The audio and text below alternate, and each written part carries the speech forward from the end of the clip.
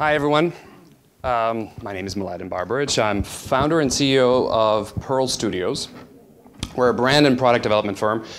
And I'd like to thank... Can I do? That's fine. I'd like to thank the organizers for inviting me and you for having me here. I come from Montreal, where it's currently -25. And I don't mind being here at all. Our screen just went black. Sorry. Technical issues, I guess. We're good.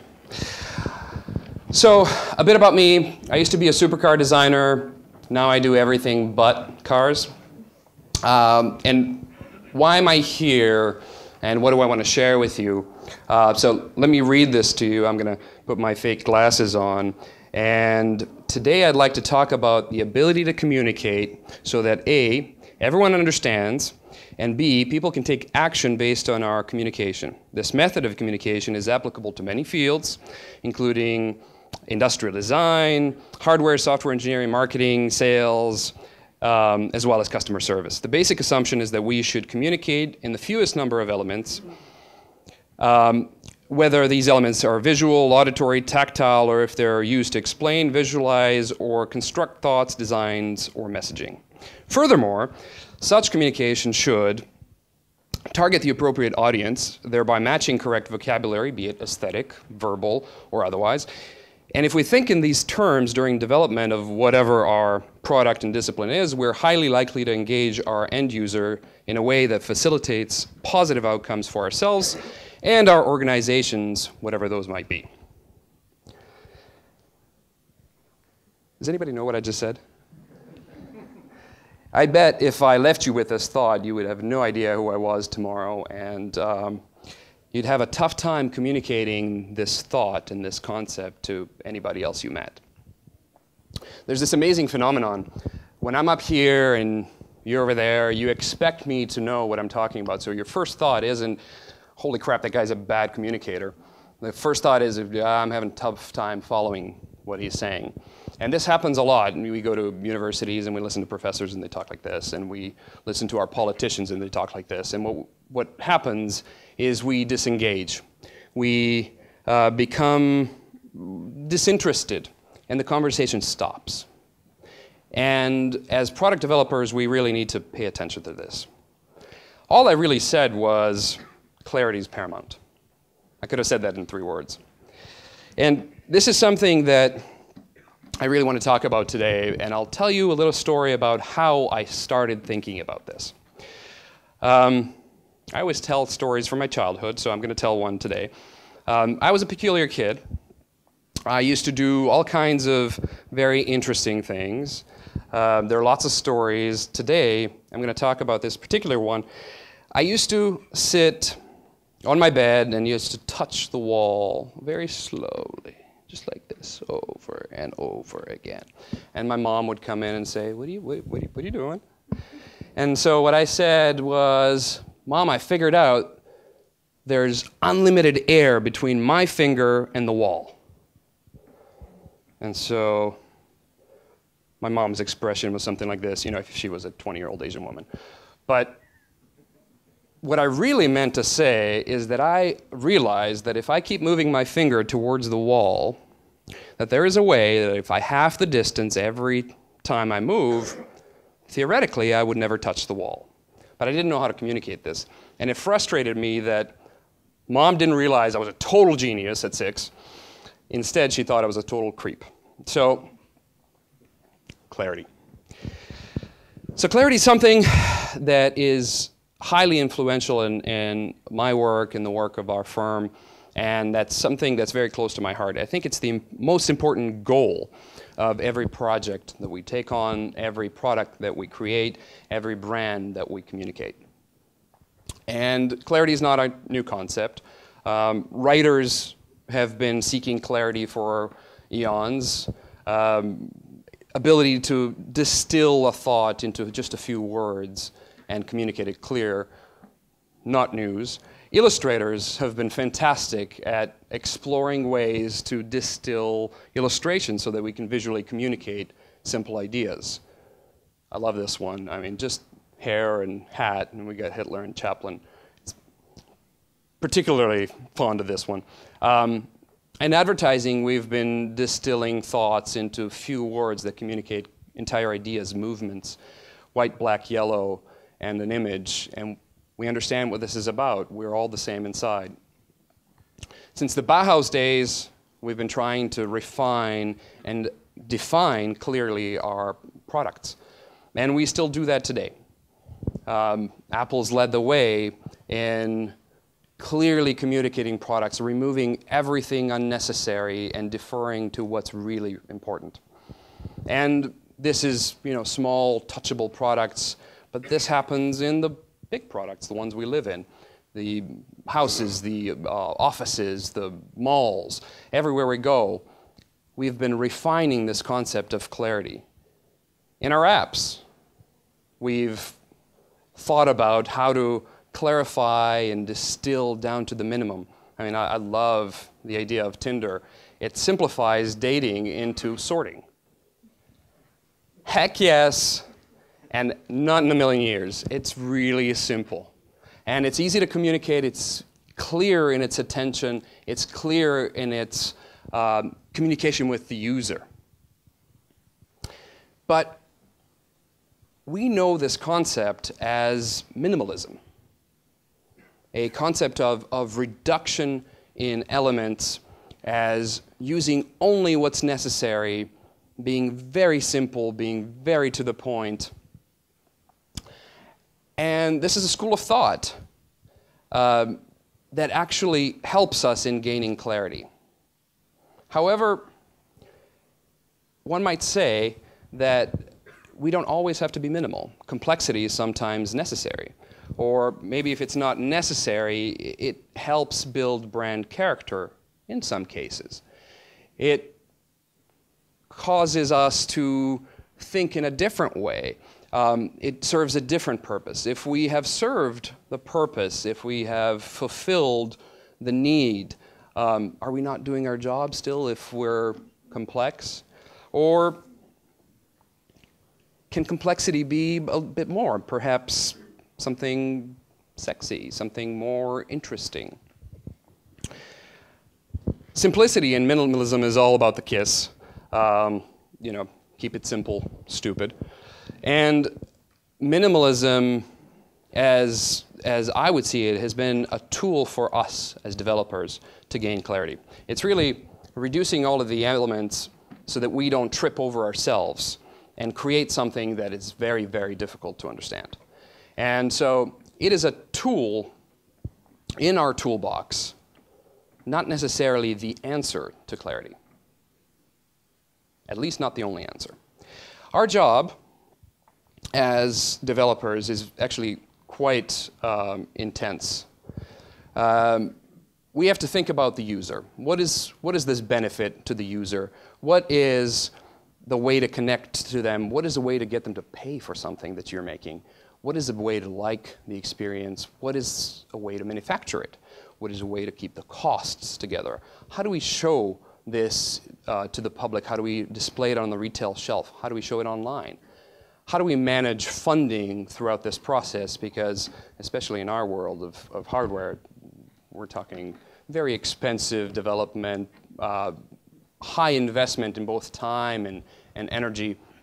And so what ends up happening is this minefield of challenges that creates extreme complexity. And our job as developers is to make sense of this madness and really focus in and create one solution, one single concept that answers all of these challenges in a way that is clear, that is understandable, that is something that people just respond to with, well, of course it's that way. What other way could it be? And so I'll talk a little bit about Pearl. Pearl is a company I co-founded with Min-Kyu Choi, who's one of the best designers I've ever known. Really an honor to work with. And we've put a team together focusing on people who understand this concept of simplicity and clarity. And we do this as a practice in-house very seriously. So when you walk into our office, there's a big glass door that opens up, and normally you would see, you know, the big Pearl sign, but we don't have that. We have this giant black wall with tiny little letters that say Designing Success. And this is not a marketing ploy. It's not for the clients. We actually have very few clients that visit us up north. We always fly to them. This is for us every morning. When we walk in through that door, this is our clear vision. This is why we're here. We're here to design success. And that's been sort of drilled into what we do. And it sounds kind of crazy and maybe fanatical a little bit. And we are. But what we actually do is we have a lot of fun. We work with some of the coolest brands and coolest people, startups and large companies, and we create toys for adults mostly, and we have a lot of fun doing that. So I want to talk about a few of our interesting engagements, interesting brands and products that we worked with, and how clarity affects our work. So the first one, this is Matteo Lai and Roz Picard, who are the most interesting pair I've ever met. They run a company called Empatica. Matteo is from Milan, Roz is from Boston.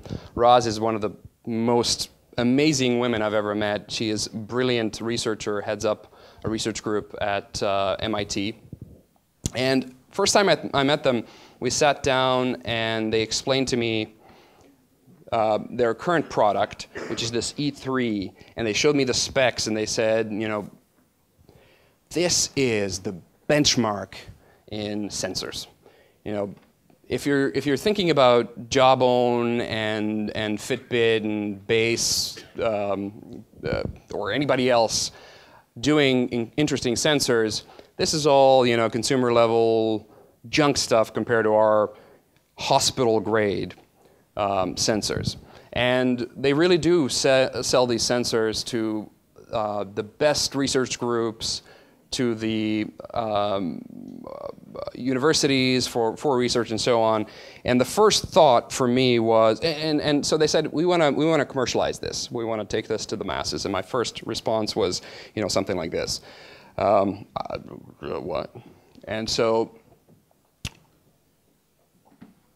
okay, but what is it? What can we do with this? You know, what does this benefit to the people?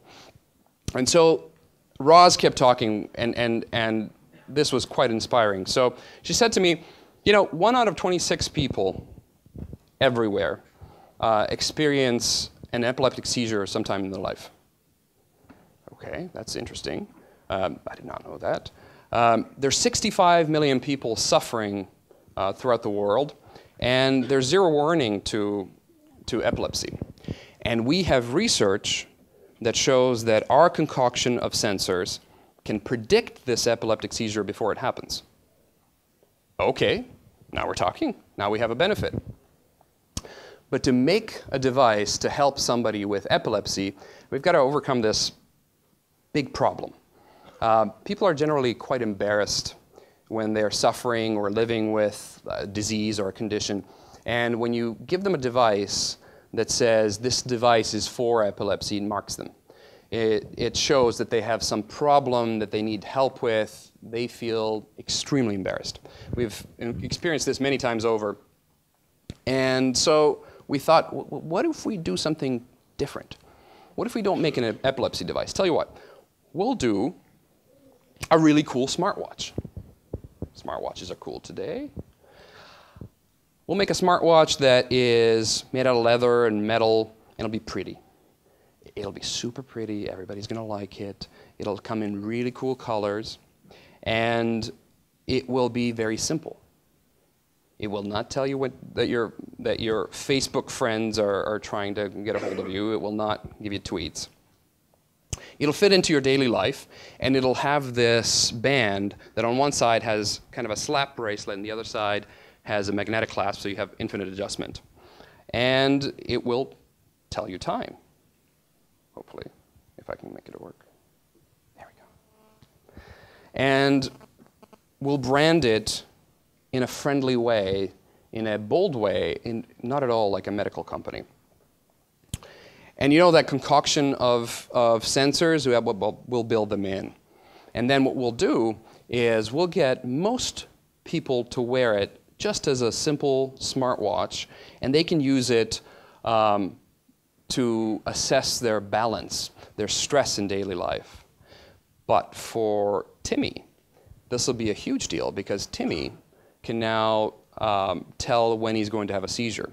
And before he falls and cracks his head, we're going to tell him to brace. And this may save Timmy's life.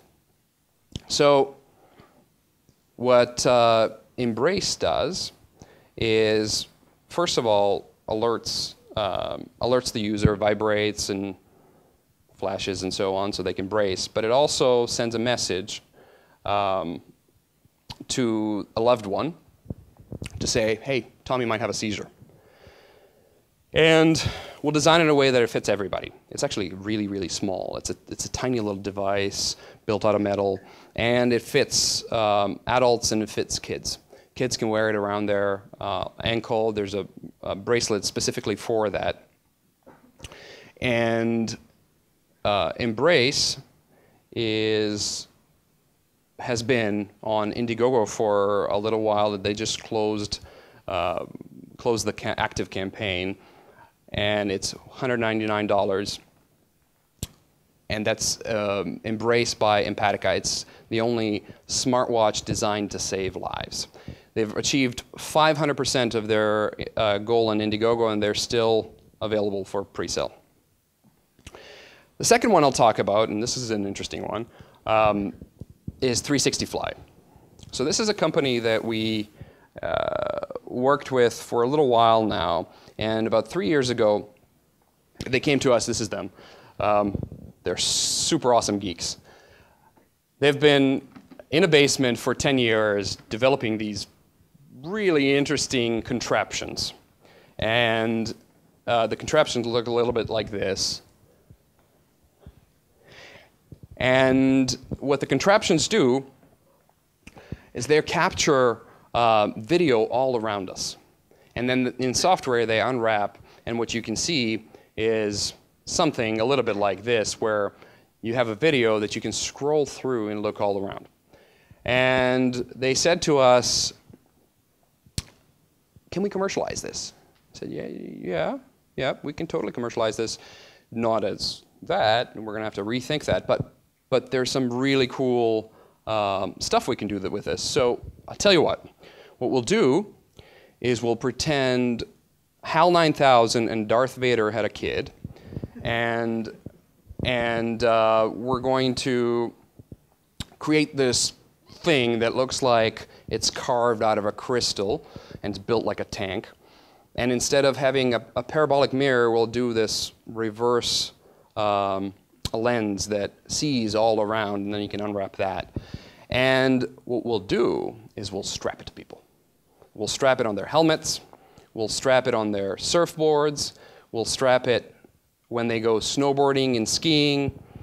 And it will be about nothing missed. Because when you put the GoPro on and you go film, it's all about paying attention to what you're filming. It's not about having fun. When you're putting something that captures all around you, you can continue doing what you're doing. You can continue ski, snowboard, and do your thing. But you will also capture everything around you. Now, I'm a GoPro user, and when we go skiing, the coolest thing I want to do and capture is the falls, the wipeouts. And so when they happen behind me, I miss them, obviously. But with this thing, we have some really cool outtakes. And so what we'll do is we'll preview them on the phone. So we'll connect to the device. We have Wi-Fi. We're not going to transfer stuff. We're not going to take this and plug it into the computer, download millions of megabytes of data. No, we're going to preview these clips on the phone, and then we'll be able to record and so on. But most importantly, we'll be able to edit these clips directly on the phone, and then only upload the relevant clips. So there's a like button, and you like the parts of the clip that are interesting. You take the wipe out, you take another wipe out, you take the third wipe out. It combines this into a movie and shares it with your friends. And so that's 360 Fly, and we branded it accordingly because this is for younger folk. We've branded it as a company that is youthful, colorful, and we've created the guidelines for such brand. And as part of this, we created like a cohesive solution that people just get right away. The device has one button, the brand has one sort of very clear image. And since then, 360 Fly raised $20 million in Series B funding, and they've secured distribution and supply chain, and we are shipping early 2015. So there's a whole team right now in Thailand really working hard on getting this out, so soon. The last one I'll talk about today is Misfit, and some of you may have heard about Misfit. Misfit's a cool startup out of San Francisco, and the story is quite interesting because Sunny Vu, the founder of Misfit, approached us before Misfit was Misfit. We happened to know him from his previous days, and he said, I'm going to do something in this mobile health thing. That's what we called it back then, not wearables. And are you guys in? And so we said, yeah, we're in. What are we doing? And he said, I don't know, tell me. So, okay, all right, we'll totally tell you. So, first things first, we wanted to make sure that Misfit was set up right. So, Misfit as a name can be tricky. Misfit wearables is not necessarily a great connotation. So what we said is, look, Misfit really needs to be clearly a personification, a misfit, a person that does things differently, a different way to look at the product, and kind of a homage to the Steve Jobs ad of the 80s. So the symbol for it should be something that is wearable. And so we created a bow tie / superhero symbol that is Misfit and branded it accordingly. And then we created Shine. And Shine is this little monolithic, I don't have to point, I have one. This tiny little monolithic thing. It's made out of solid aluminum. And it looks quite nice. It's very simple. It does not look like an activity tracker, but it is an activity tracker. It's really designed to be worn by everybody and to everything. And when I say that, prior to us designing Misfit Shine, there's Fitbit. And Fitbit's this plastic thing that tells you a lot of stuff and gives you lots of details. What we wanted to do is anti-Fitbit. We wanted a device that could be worn by anybody to anything, and it would really take out all of the unnecessary features from the device. So through this aluminum, we shine some lights. Let me see if I can do this with one hand. So this is my measly 3 points. I should walk more. It shows you the activity goal. So you set up your goal for a daily goal, you tap on it, and it tells you how far you've gone to the goal. It's very simple. It also shows you the time of day, and then it has some gestures that appear every once in a while. You place it on top of your phone, and it synchronizes in kind of a magical way. It's a really cool experience. You should try it. And there's this groove that fits around, and you'll notice I have this clasp on that has kind of a magnetic thing on the back, so I can attach it to things like my collar here, or I was wearing it on my belt loop. But that same groove allows us to attach it to many other things. So you can wear it as a necklace, you can wear it as a band.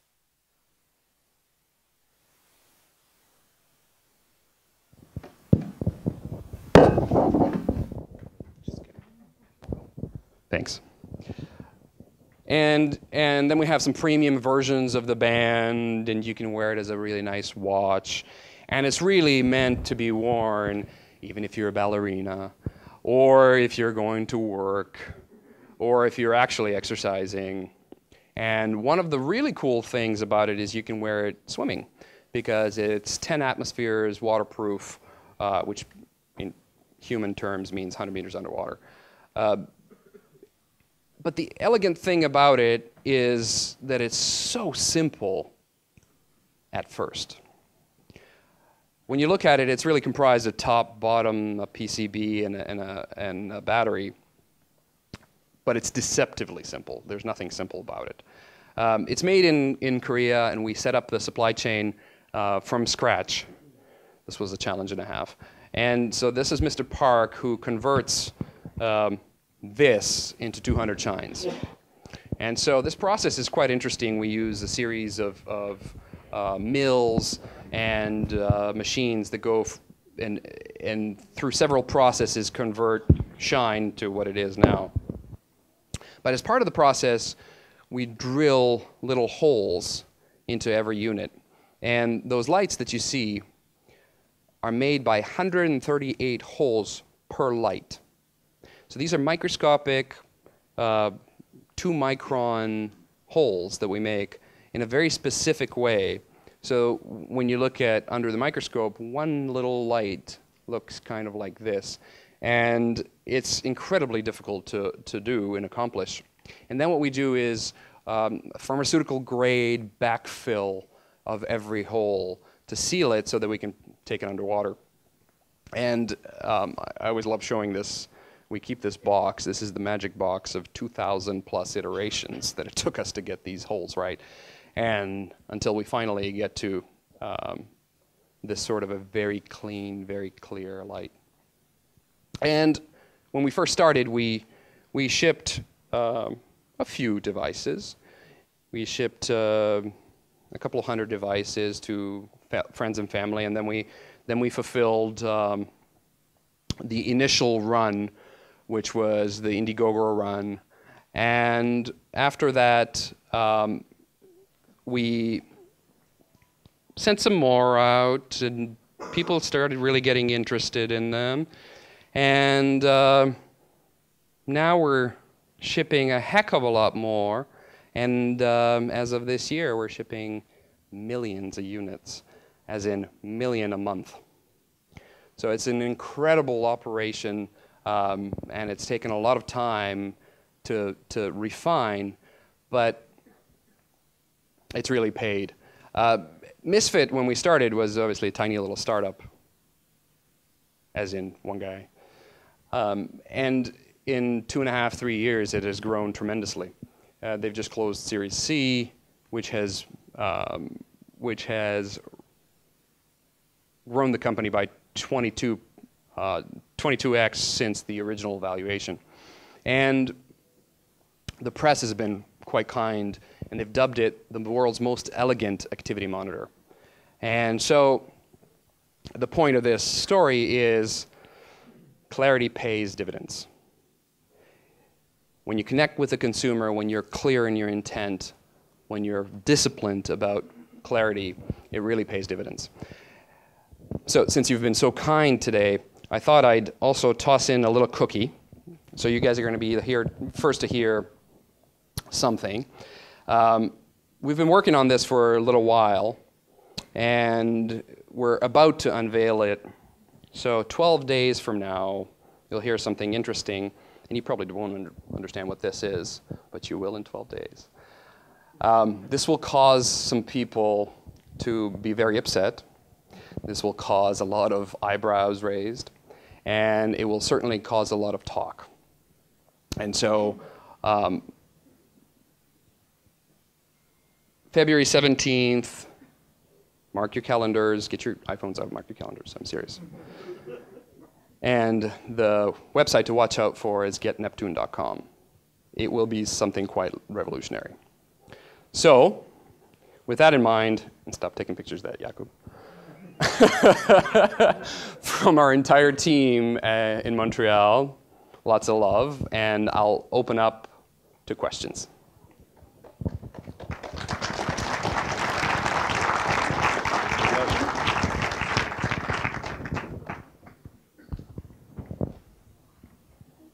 What kind of watch are you wearing?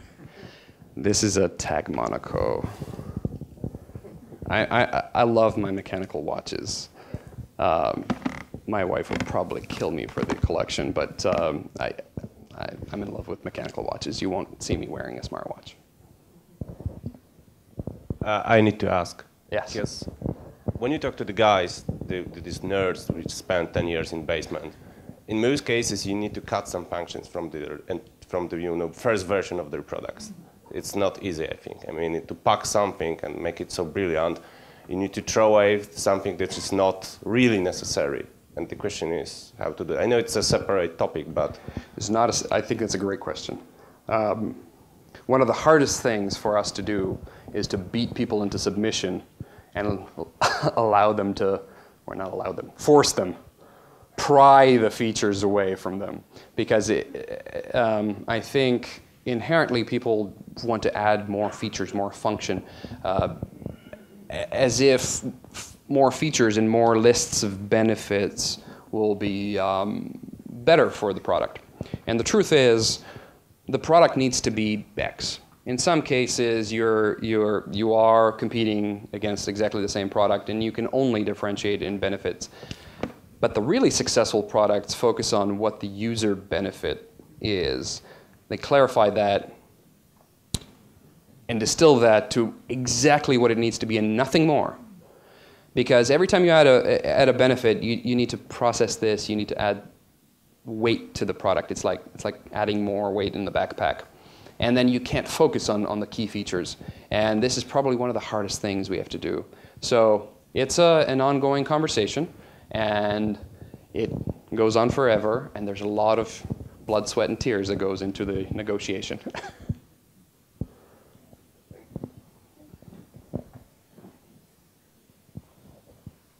Anybody else? Awesome.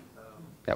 What would you say would be like the biggest mistake most companies do that kind of move away like complicates most often? That's a really good question. I think it's different for different companies. A lot of companies in growth sometimes lose focus on what they're doing there. And it's because people.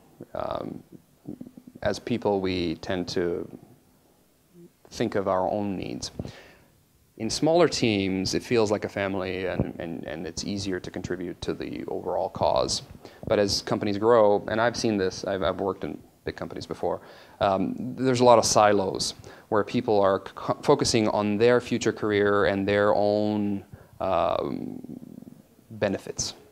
And so sometimes the decisions are not made for clarity, but for personal gain. In other cases, it becomes simply an issue of people that are promoted into places for making decisions like this come from a different school of thought. They're awesome at doing fantastic, reliable software, or they're fantastic at getting manufacturing done correctly, and they get promoted because they're really good at that. And they make product decisions without being fantastic product people. And so that's really dangerous. But I'm sure there's tons of others, but those are two that I've experienced, very often. Anybody else? How do you choose clients? How do you choose clients? They choose you, or you choose them? What kind of projects do you reject to do? Okay, so good question. We match with clients, I think is the right answer. We have a few. We're a smaller firm. We're 26 people. We have the luxury of saying no to clients. I know some bigger companies don't. I feel bad for them. the number one thing is client-pearl chemistry. We've got to be on the same page. We've got to be out to do something very specific. We've got to be out to disrupt. We've got to be open-minded to craziness, because product development is absolutely crazy. It's a war. You go to war together. You're going to bleed together. It's going to be messy. And so you've got to be equipped to do that. We are involved from A to Z. We come up with a concept, but we also do everything up to set up supply chain and ship products out. This process is grueling. So you got to have the right partner. That's number one. Number two, we don't do weapons or anything that hurts people. So anything like that, we will reject. Number three, there has to be a benefit. If this is just another Me Too product, we will not take it on. If it is unclear or it's a technology showcase, we are not going to do that. If the client wants to disrupt a certain industry or segment, we're in. So that's generally how we choose each other, and that's how we go about matching with clients. No worries. Last call. Oh, maybe. Sunny? I shouldn't say he's one person's startup. He just talked to us first before he's. I knew Sunny from. He was previously founder of Agamatrix, a diabetes company. At the time he talked to us, he was still at Agamatrix. We were introduced by the investors, and most of the time investors introduce us to these little companies because they've had good experience with us, either investors or previous clients. 100% of our incoming work comes from friends of friends referral. We don't do the whole website thing. We've finally put a website up last year after working for 7 years in the dark. Only few people know about us, and we're okay with that because we take 4 to 7 clients on a year. And so it's kind of a different approach, but Sunny was a friend. And I think behind you. Yeah, we have time for one more question. Sure. Okay. Do you involve anyhow research in your process, or is it just intuition how you made your products? It's a really good question. It depends on the product, and it depends on the client. Sometimes it is very clear what should be done, at least in our opinion. And we do rely on intuition heavily. There are times, like in the patient care segment, where we really need to talk to people. So for example, when we were doing projects, a project, I didn't cover it here, but it's kind of I've fallen and I can't get up except cell connected. So a senior would have this device, they would press a button, and they would be connected to a call center.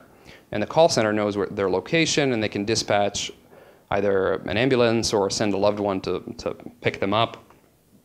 And we presented this idea. We wanted to validate the idea because the investment for that project is enormous. It was a Verizon and Qualcomm project. It was a huge project, multi-million-dollar project.